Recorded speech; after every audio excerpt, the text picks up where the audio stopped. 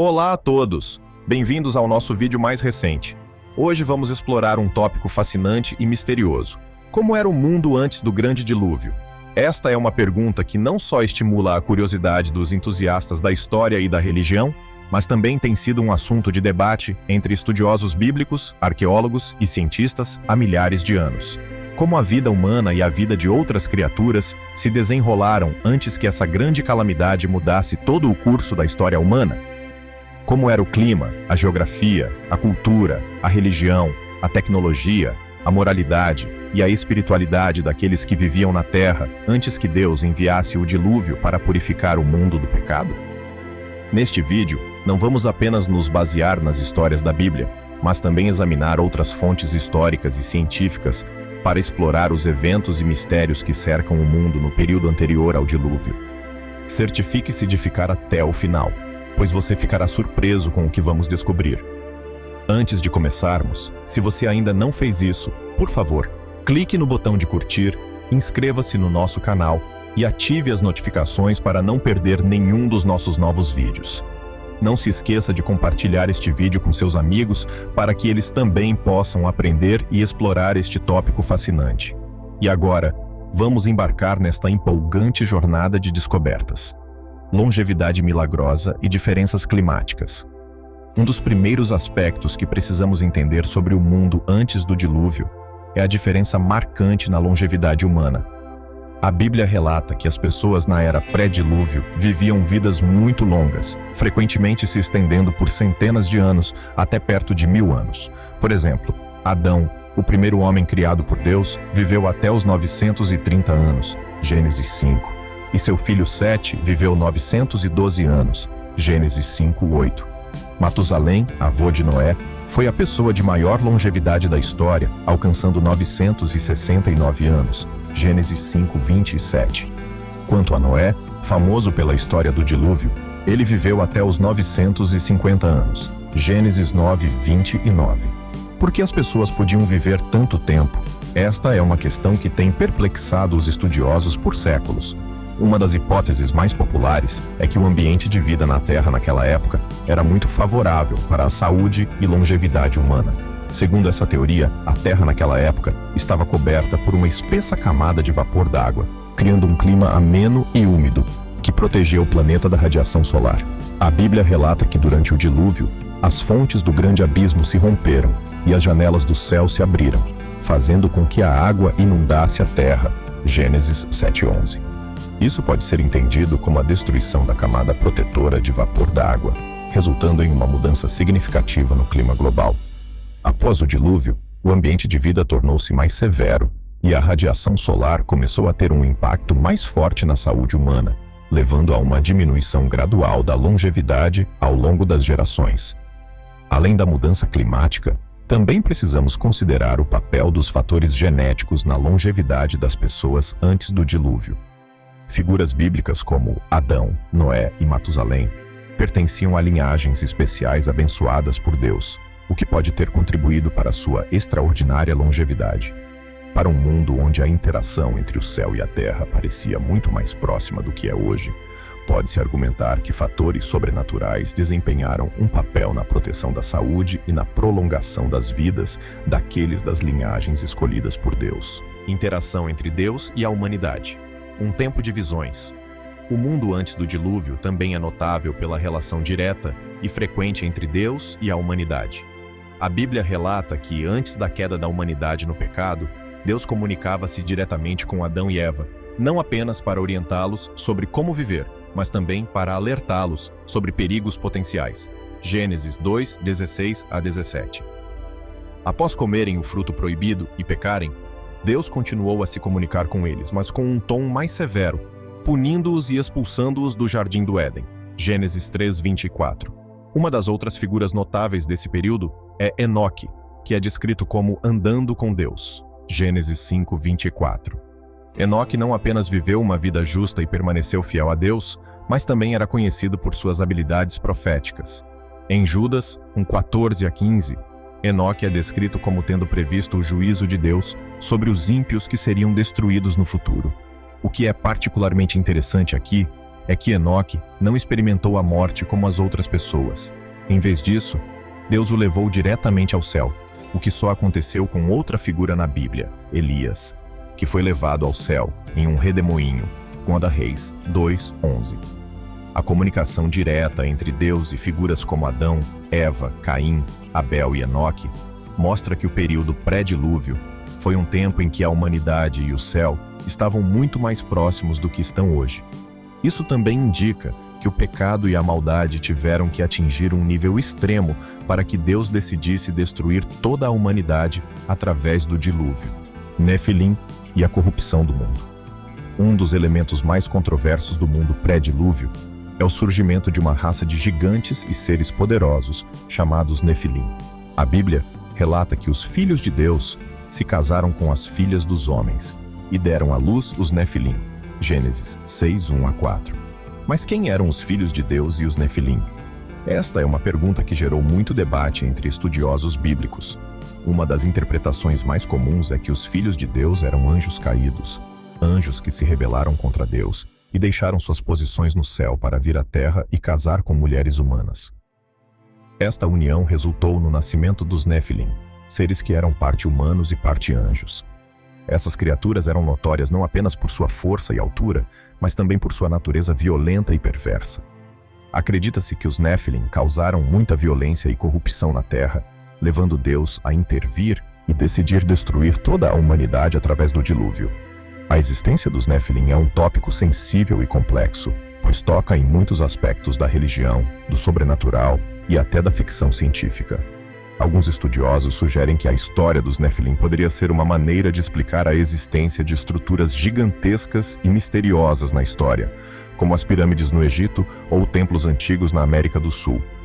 Embora essas estruturas tenham sido parcialmente explicadas pelos arqueólogos modernos, muitos ainda acreditam que uma mão sobrenatural esteve envolvida em sua construção, a origem dos anjos caídos e a guerra espiritual. Para entender melhor a origem dos anjos caídos e dos Nefilim, precisamos voltar no tempo antes da criação da Terra.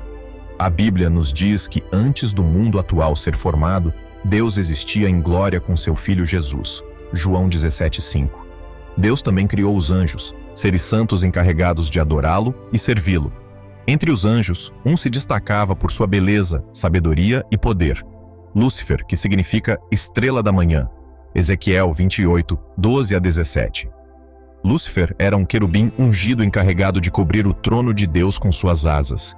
Ele era o líder dos anjos e tinha acesso à presença de Deus. No entanto, insatisfeito com sua posição, Lúcifer se tornou orgulhoso e ambicioso, desejando ser como Deus.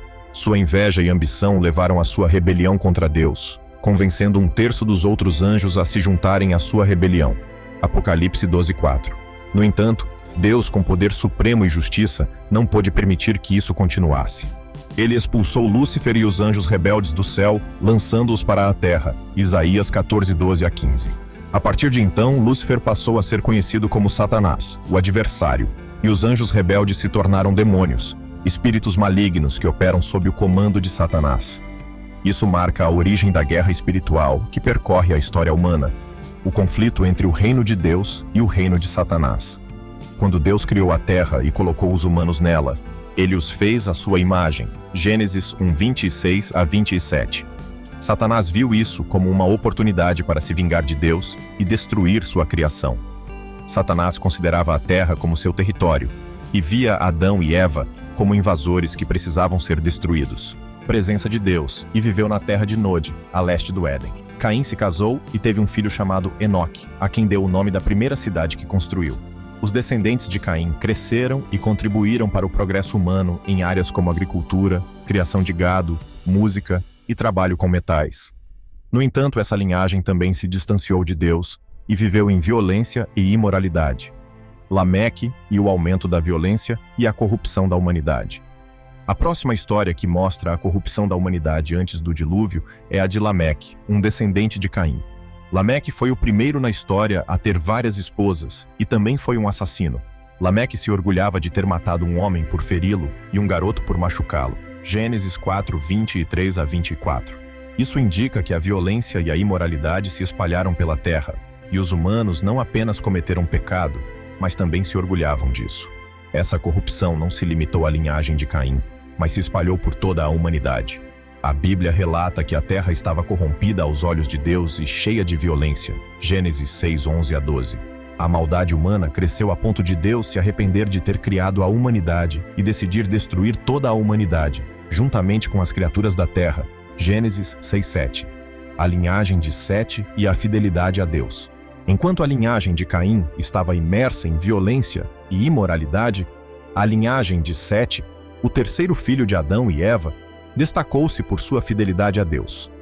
Sete foi pai de Enos, que, segundo a Bíblia, foi a primeira pessoa a invocar o nome do Senhor. Gênesis 4, 26. Isso indica que a linhagem de Sete manteve seu relacionamento com Deus e o honrou.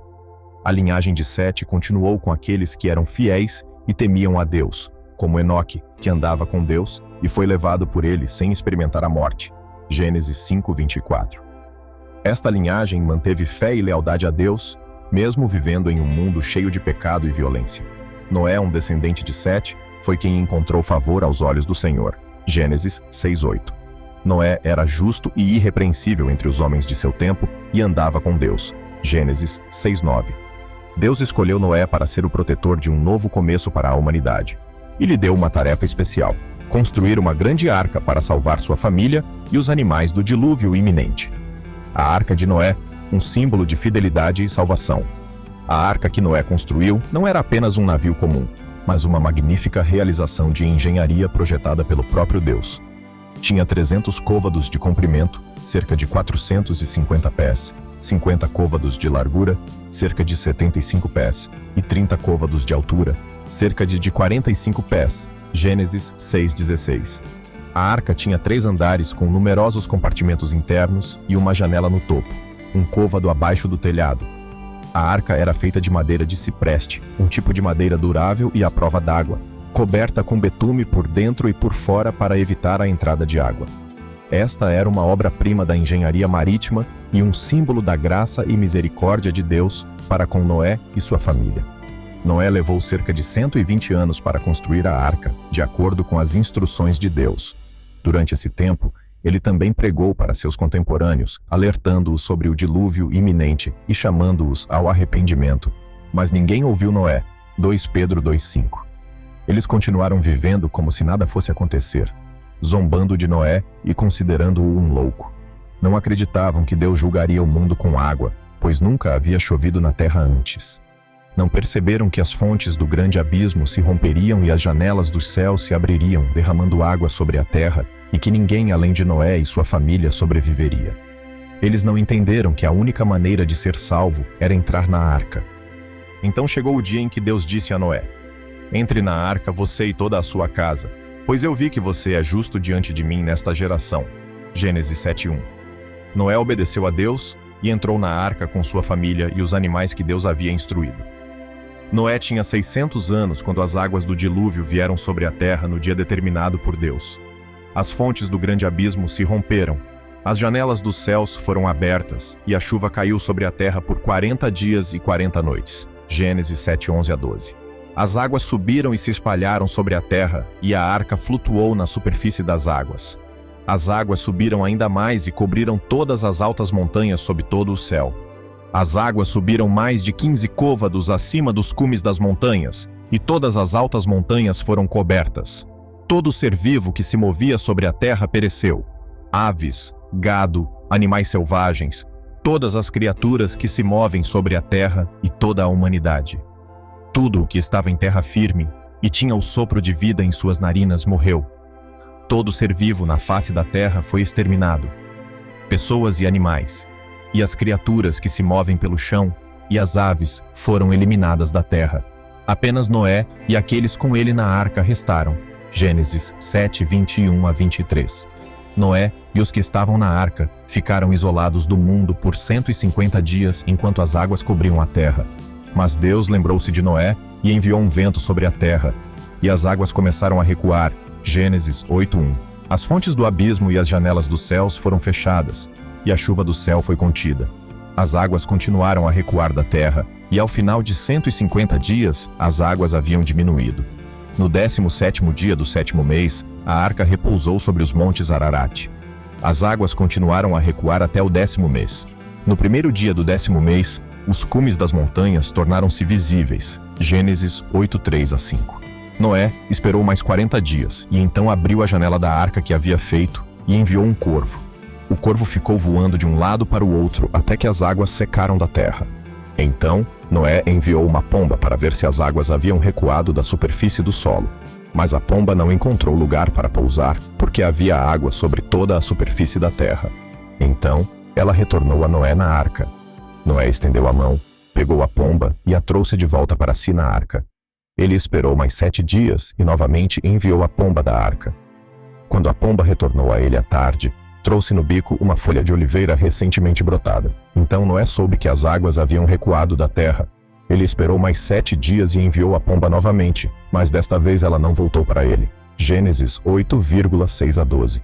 Quando Noé viu que a superfície do solo estava seca, removeu a cobertura da arca e viu que a superfície do solo estava seca.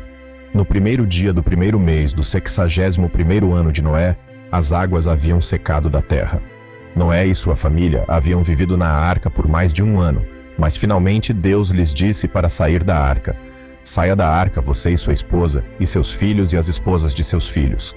Traga fora todo tipo de criatura vivente que está com você, aves, animais e todas as criaturas que se movem pelo chão, para que possam se multiplicar na terra, serem fecundas e aumentar em número sobre ela.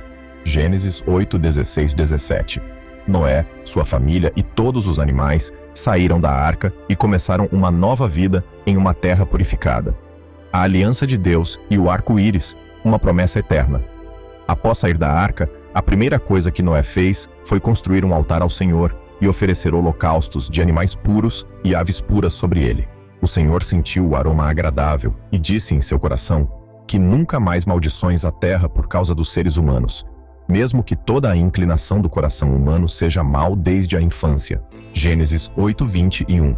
Deus estabeleceu uma aliança com Noé e seus descendentes de que nunca mais toda a vida seria destruída pelas águas do dilúvio e que nunca mais haveria um dilúvio para destruir a terra. Como sinal desta aliança, Deus colocou seu arco-íris nas nuvens, e isso seria um sinal da aliança entre ele e a terra. Deus disse: sempre que eu trouxer nuvens sobre a terra e o arco-íris aparecer nas nuvens, eu me lembrarei da minha aliança entre mim e você e todos os seres vivos de cada espécie. Nunca mais as águas se tornarão um dilúvio para destruir toda a vida. Gênesis 9:14-15. O arco-íris é um símbolo de esperança, restauração e fidelidade de Deus. Ele nos lembra da promessa de Deus de que nunca mais destruirá o mundo com água, mas protegerá e sustentará a vida na terra. Também é um sinal de graça, mostrando que Deus nos ama e enviou seu Filho Jesus, que nos salvou do pecado e trouxe esperança para um novo mundo cheio de vida.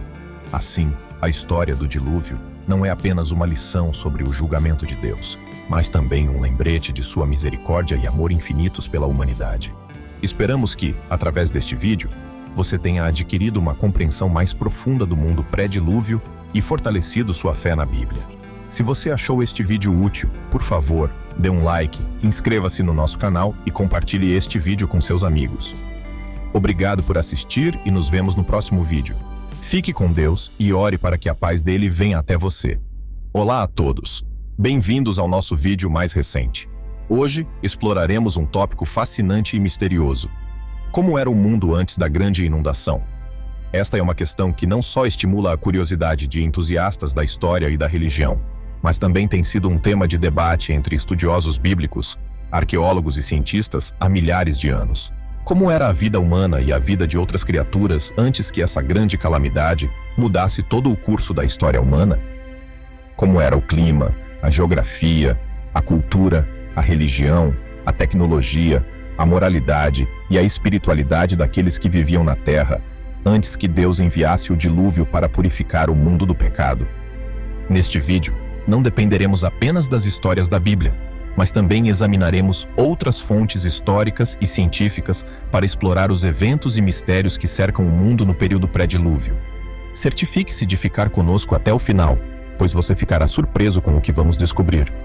Antes de começarmos, se você ainda não fez isso, por favor, clique no botão de curtir, inscreva-se no nosso canal e ative as notificações para não perder nenhum dos nossos novos vídeos. Não se esqueça de compartilhar este vídeo com seus amigos para que eles também possam aprender e explorar este tópico fascinante. Agora, vamos embarcar nesta emocionante jornada de descoberta, longevidade milagrosa e diferenças climáticas.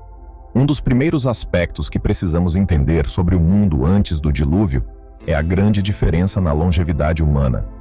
A Bíblia registra que as pessoas na era pré-dilúvio viviam vidas muito longas, frequentemente se estendendo por centenas de anos, chegando até perto de 1000 anos. Por exemplo, Adão, o primeiro homem criado por Deus, viveu até os 930 anos, Gênesis 5, e seu filho Sete viveu 912 anos, Gênesis 5:8.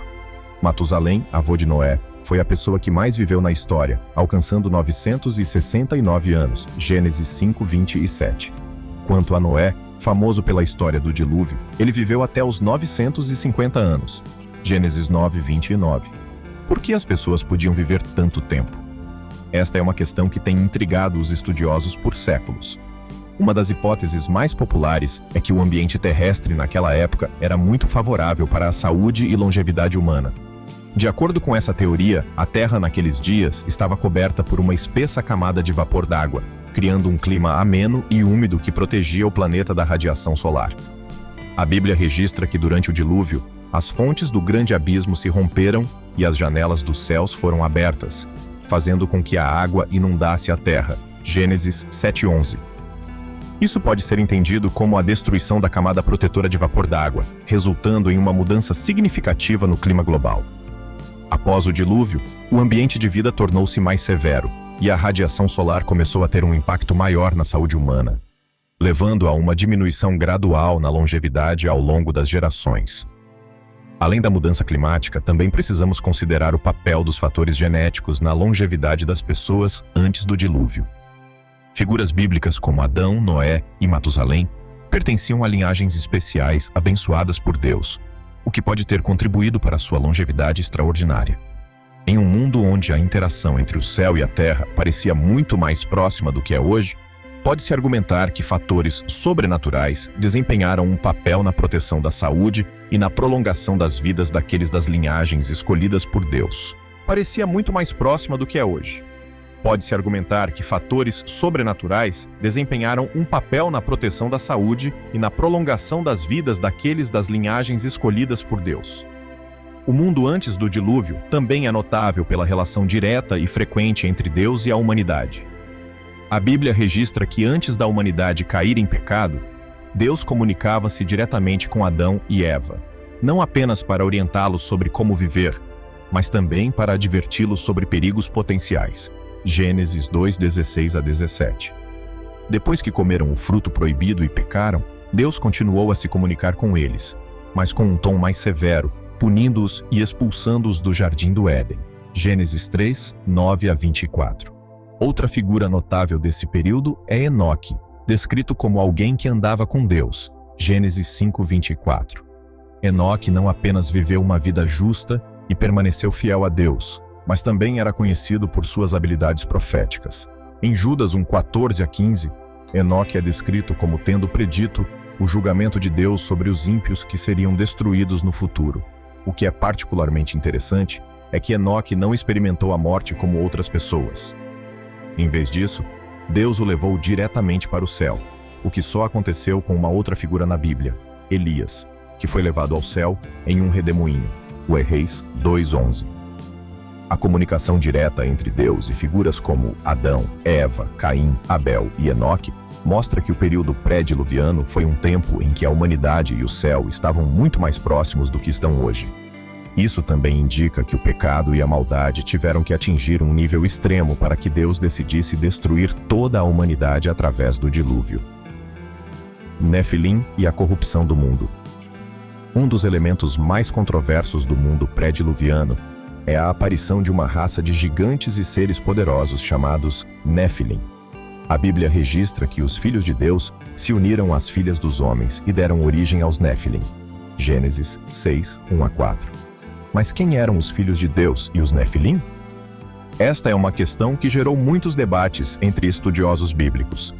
Uma das interpretações mais comuns é que os filhos de Deus eram anjos caídos, Anjos que rebelaram-se contra Deus e abandonaram suas posições no céu para vir à terra e casar-se com mulheres humanas. Essa união resultou no nascimento dos Nefilim, seres que eram parte humanos e parte anjos. Esses seres eram notados não apenas por sua força e estatura, mas também por sua natureza violenta e ímpia. Acredita-se que os Nefilim causaram muita violência e corrupção na terra, levando Deus a intervir e decidir destruir toda a humanidade através do dilúvio. A existência dos Nefilim é um tópico sensível e complexo, pois toca em muitos aspectos da religião, do sobrenatural e até da ficção científica. Alguns estudiosos sugerem que a história dos Nefilim poderia ser uma forma de explicar a existência de estruturas gigantes e misteriosas na história, como as pirâmides no Egito ou antigos templos na América do Sul. Embora essas estruturas tenham sido parcialmente explicadas por arqueólogos modernos, muitos ainda acreditam que uma mão sobrenatural esteve envolvida em sua construção. A origem dos anjos caídos e a guerra espiritual. Para entender melhor a origem dos anjos caídos e dos Nefilim, precisamos voltar no tempo, antes da criação da Terra. A Bíblia nos diz que antes da formação do mundo atual, Deus existia em glória com seu Filho Jesus. João 17:5. Deus também criou os anjos, seres sagrados encarregados de adorá-lo e servi-lo. Entre os anjos, um se destacou por sua beleza, sabedoria e poder. Lúcifer, que significa estrela da manhã. Ezequiel 28, 12 a 17. Lúcifer era um querubim ungido, encarregado de cobrir o trono de Deus com suas asas. Ele era o líder dos anjos e tinha acesso à presença de Deus. No entanto, insatisfeito com sua posição, Lúcifer tornou-se orgulhoso e ambicioso, desejando ser como Deus. Sua inveja e ambição levaram à sua rebelião contra Deus, convencendo um terço dos outros anjos a se juntar a essa rebelião. Apocalipse 12:4. No entanto, Deus, com suprema autoridade e justiça, não poderia permitir que isso continuasse. Ele expulsou Lúcifer e os anjos rebeldes do céu, lançando-os para a terra. Isaías 14, 12 a 15. A partir de então, Lúcifer passou a ser conhecido como Satanás, que significa o adversário. E os anjos rebeldes tornaram-se demônios, espíritos malignos que operam sob o comando de Satanás. Isso marca a origem da guerra espiritual que se estendeu pela história humana, o conflito entre o reino de Deus e o reino de Satanás. Quando Deus criou a terra e colocou os humanos nela, fez-os à sua imagem. Gênesis 1, 26 a 27. Satanás viu isso como uma oportunidade de se vingar de Deus e destruir sua criação. Satanás considerava a terra como seu território e via Adão e Eva como invasores que precisavam ser destruídos. Usando a serpente, um dos animais mais astutos que Deus criou, Satanás enganou Eva, fazendo-a duvidar da palavra de Deus. Satanás disse a Eva que, se ela comesse o fruto proibido, se tornaria como Deus, conhecendo o bem e o mal. Gênesis 3, 4 a 5. Como resultado, Eva foi tentada, comeu o fruto proibido e também deu um pouco a Adão. A consequência disso foi que eles perderam sua comunicação com Deus, perderam a inocência original e renunciaram à autoridade sobre a terra, passando esse poder a Satanás, que se tornou o príncipe deste mundo. João 12, 31. A partir daqui, podemos ver claramente que o pecado não apenas destruiu o relacionamento entre os humanos e Deus, mas também trouxe consequências severas físicas e espirituais. O pecado introduziu a morte, a dor, o sofrimento, a doença, a violência, a injustiça e a rebelião contra Deus. Romanos 5:12. A história humana, a partir de então, tornou-se uma história de queda e redenção, de conflito e esperança, de julgamento e graça. A história de Caim e Abel marca o início da humanidade. Uma das primeiras histórias que ilustra a queda da humanidade é a história de Caim e Abel, os filhos de Adão e Eva. Gênesis 4, 1 a 16. Esta não é apenas uma história de ciúmes e violência, mas também uma lição sobre escolha e as consequências do pecado. Caim e Abel ambos ofereceram sacrifícios a Deus, mas Deus aceitou a oferta de Abel porque ele a ofereceu com um coração sincero e reverente a Deus, enquanto Caim ofereceu seu sacrifício sem fé. O ciúme surgiu no coração de Caim quando ele viu que Deus estava satisfeito com Abel, e em vez de melhorar a si mesmo, Caim escolheu eliminar a fonte de seus ciúmes, seu irmão Abel. Caim atraiu Abel para o campo e o matou, marcando o primeiro ato de violência entre humanos na história da humanidade. Deus puniu Caim, tornando-o um vagabundo e fugitivo na terra, mas ainda assim, o protegeu ao colocar uma marca sobre ele para que ninguém o ferisse. Isso mostra que, embora Deus seja rigoroso ao julgar o pecado, ele ainda mantém misericórdia e proteção para Caim. Após matar Abel, Caim deixou a presença de Deus e viveu na terra de Nod, a leste do Éden. Caim casou-se e teve um filho chamado Enoque, e nomeou a primeira cidade que construiu em homenagem a ele. Os descendentes de Caim cresceram e contribuíram para o progresso humano em áreas como agricultura, pecuária, música e metalurgia. No entanto, essa linhagem também se afastou de Deus e viveu em violência e imoralidade. Lameque e o aumento da violência. A próxima história que mostra a corrupção da humanidade antes do dilúvio é a de Lameque, um descendente de Caim. Lameque não apenas foi o primeiro na história a ter várias esposas, mas também foi um assassino. Lameque contou orgulhosamente às suas esposas que havia matado um homem por feri-lo e um garoto por machucá-lo. Gênesis 4:23-24. Isso indica que a violência e a imoralidade haviam se espalhado pela terra e que os humanos não apenas cometiam pecado, mas também se orgulhavam disso. Essa corrupção não se limitava à linhagem de Caim, mas se espalhou por toda a humanidade. A Bíblia registra que a terra estava corrompida aos olhos de Deus e cheia de violência. Gênesis 6:11-12. A maldade humana havia crescido a tal ponto que Deus se arrependeu de ter criado a humanidade e decidiu destruir toda a humanidade, junto com as criaturas da terra. Gênesis 6:7. A linha de Sete e a fidelidade a Deus.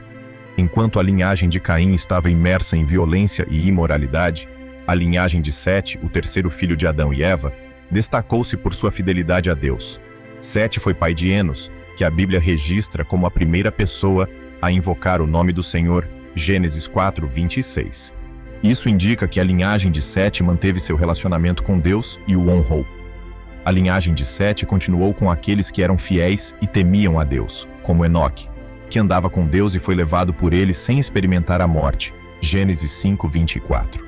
Essa linhagem manteve fé e lealdade a Deus, mesmo vivendo em um mundo cheio de pecado e violência. Noé, um descendente de Sete, foi aquele que encontrou favor aos olhos do Senhor. Gênesis 6:8. Noé era justo e irrepreensível entre o povo de seu tempo e andava com Deus. Gênesis 6:9. Deus escolheu Noé para ser o protetor de um novo começo para a humanidade e deu a ele uma tarefa especial: construir uma grande arca para salvar sua família e os animais do dilúvio que se aproximava. A Arca de Noé, um símbolo de fidelidade e salvação. A arca que Noé construiu não era apenas um barco, mas uma magnífica façanha de engenharia projetada pelo próprio Deus. Tinha 300 côvados de comprimento, cerca de 450 pés, 50 côvados de largura, cerca de 75 pés, e 30 côvados de altura, cerca de 45 pés, Gênesis 6:16. A arca tinha 3 andares, com numerosos compartimentos internos e uma janela no topo, a um côvado abaixo do telhado. A arca foi feita de madeira de cipreste, um tipo de madeira durável e à prova d'água, coberta com betume por dentro e por fora para evitar a entrada de água. Era uma obra-prima da engenharia marítima e um símbolo da graça e misericórdia de Deus para com Noé e sua família. Noé levou cerca de 120 anos para construir a arca, de acordo com as instruções de Deus. Durante esse tempo, ele também pregou para seus contemporâneos, avisando-os sobre o dilúvio iminente e chamando-os ao arrependimento. Mas ninguém ouviu Noé. 2 Pedro 2:5. Eles continuaram a viver como se nada fosse acontecer, zombando de Noé e considerando-o um louco. Não acreditavam que Deus julgaria o mundo com água, pois nunca tinha chovido na terra antes. Não perceberam que as fontes do grande abismo se abririam e as janelas do céu seriam abertas, derramando água sobre a terra, e que ninguém, exceto Noé e sua família, sobreviveria. Eles não entendiam que a única maneira de ser salvo era entrar na arca. Então chegou o dia em que Deus disse a Noé: "Entre na arca, você e toda a sua casa, pois eu vi que você é justo diante de mim nesta geração." Gênesis 7:1. Noé obedeceu a Deus e entrou na arca com sua família e os animais que Deus havia instruído. Noé tinha 600 anos quando as águas do dilúvio vieram sobre a terra no dia determinado por Deus. As fontes do grande abismo jorraram. As janelas do céu se abriram e a chuva caiu sobre a terra por 40 dias e 40 noites. Gênesis 7:11-12. As águas subiram e se espalharam sobre a terra, e a arca flutuava na superfície das águas. As águas subiram ainda mais e cobriram todas as altas montanhas sob todo o céu. As águas subiram mais de 15 côvados acima das pontas das montanhas, e todas as altas montanhas foram cobertas. Todo ser vivo que se movia sobre a terra pereceu. Aves, gado, animais selvagens, todas as criaturas que se movem sobre a terra e toda a humanidade. Tudo o que havia em terra seca com o sopro de vida em suas narinas, morreu. Todo ser vivo na face da terra foi destruído, pessoas e animais, e as criaturas que se movem sobre o solo e as aves foram eliminadas da terra. Somente Noé e aqueles com ele na arca foram deixados. Gênesis 7:21-23. Noé e os que estavam na arca foram isolados do mundo por 150 dias, enquanto as águas cobriam a terra. Mas Deus se lembrou de Noé e enviou um vento sobre a terra, e as águas começaram a recuar. Gênesis 8:1. As fontes do abismo e as janelas dos céus foram fechadas, e a chuva do céu foi contida. As águas continuaram a recuar da terra, e ao final dos 150 dias, as águas haviam diminuído. No 17º dia do 7º mês, a arca repousou sobre os montes de Ararat. As águas continuaram a recuar até o 10º mês. No primeiro dia do 10º mês, os cumes das montanhas tornaram-se visíveis. Gênesis 8:3-5. Noé esperou mais 40 dias, e então abriu a janela da arca que havia feito e enviou um corvo, que continuou voando de um lado para o outro, até que a água secou da terra. Então Noé enviou uma pomba para ver se a água havia recuado da superfície do solo. Mas a pomba não encontrou onde pousar, pois havia água sobre toda a superfície da terra. Então ela retornou a Noé na arca. Ele estendeu a mão, pegou a pomba e a trouxe de volta para si na arca. Ele esperou mais 7 dias e novamente enviou a pomba da arca. Quando a pomba retornou a ele à noite, estava com uma folha de oliveira recém-arrancada no bico. Então Noé soube que a água havia recuado da terra. Ele esperou mais 7 dias e enviou a pomba novamente, mas desta vez ela não retornou a ele. Gênesis 8:6-12. Quando Noé viu que a superfície do solo estava seca, ele removeu a cobertura da arca e viu que a superfície do solo estava seca. No primeiro dia do primeiro mês do 61º ano de Noé, as águas haviam secado da terra. Noé e sua família haviam vivido na arca por mais de 1 ano, mas finalmente Deus lhes disse para sair da arca. Saia da arca, você e sua esposa, seus filhos e as esposas de seus filhos. Traga para fora toda a espécie de ser vivente que está com você, as aves, os animais e todas as criaturas que se movem sobre o solo, para que possam se multiplicar sobre a terra e serem frutíferos e aumentar em número sobre ela. Gênesis 8:16-17. Noé, sua família e todos os animais saíram da arca e começaram uma nova vida em uma terra purificada. A aliança de Deus e o arco-íris. Após sair da arca, a primeira coisa que Noé fez foi construir um altar ao Senhor e oferecer holocaustos de animais limpos e aves limpas sobre ele. O Senhor sentiu o aroma agradável e disse em seu coração que nunca mais amaldiçoaria a terra por causa dos seres humanos, mesmo que cada inclinação do coração humano seja má desde a infância. Gênesis 8:21. Deus estabeleceu uma aliança com Noé e seus descendentes de que nunca mais toda a vida seria destruída pelas águas do dilúvio, e nunca mais haveria um dilúvio para destruir a terra. Como sinal desta aliança, Deus colocou seu arco-íris nas nuvens, e ele seria um sinal da aliança entre ele e a terra. Deus disse: sempre que eu trouxer nuvens sobre a terra e o arco-íris aparecer nas nuvens, eu me lembrarei da minha aliança entre mim e você e todos os seres vivos de toda espécie. Nunca mais as águas se tornarão um dilúvio para destruir toda a vida. Gênesis 9:12-15. O arco-íris é um símbolo de esperança, restauração e fidelidade de Deus. Ele nos lembra da promessa de Deus de que ele nunca mais destruirá o mundo com água, mas protegerá e sustentará a vida na terra. Também é um sinal da graça de que Deus nos ama e enviou seu Filho Jesus, que nos salvou do pecado e trouxe esperança para um novo mundo cheio de vida. Assim, a história do dilúvio é não apenas uma lição sobre o julgamento de Deus, mas também um lembrete de sua misericórdia ilimitada e amor pela humanidade. Esperamos que, através deste vídeo, você tenha adquirido uma compreensão mais profunda do mundo pré-dilúvio e fortalecido sua fé na Bíblia.